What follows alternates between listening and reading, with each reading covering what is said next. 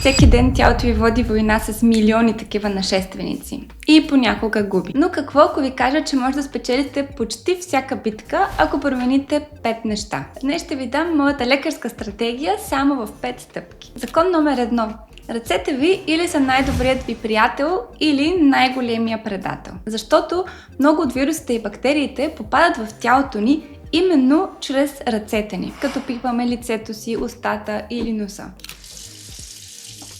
Много е важно да се мият ръцете преди ядене. Винаги след като се приберем вкъщи, първото нещо, което правим е да си измием ръцете. И също и след като сме пипнали нещо, което са пипнали много други хора, като например в градския транспорт. Това е най-важният навик номер 1, който предпазва от болести.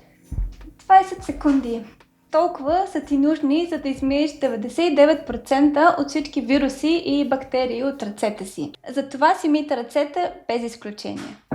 И веднага след това почистете и това, защото всичко останало иначе е просто безсмислено. Закон номер 2. Вашата имунна система буквално е армия, а захарта е нейният най-голям враг. Тя просто я опоява. Всеки път, когато ви избирате салатата, зеленчуците и плодовете и особено ферментираните храни, като киселото мляко, вие засилвате армията си. И всеки път, когато избирате колата или ултраобработените храни, като замразената пица, вие я саботирате.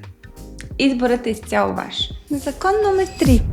Сънят не е само почивка. То е и работа за тялото ни, защото по време на сън тялото ни регулира възпаленията. Произвежда и много антитела, а те са нашият специален отряд за борба с болестите. 7 до 9 часа всяка нощ. Това е вашата фабрика за имунитет. Не оставяйте да фалира само заради още един епизод от The Witcher. Закони 4 и 5 работят заедно. А именно движение срещу стрес. Хроничният стрес е като ръжда за имунната система, а движението е най-добрият препарат за премахването ѝ. Не е нужно да е маратон. 30 минути разходка на ден и 5 минути съзнателно дишане. Даже и това е достатъчно. Движението намаля стреса, а спокойният ум може много по-добре да управлява защитните сили. Това бяха 5 закона.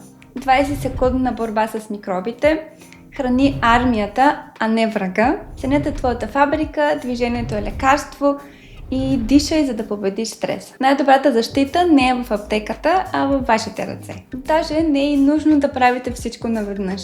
Просто изберете едно от тях, но започнете да го правите още днес. Кой закон ще бъде вашия пръв? Напишете номера в коментарите. Ако искате да научите още практични лекарски съвети, които наистина работят, харесайте това видео и се абонирайте.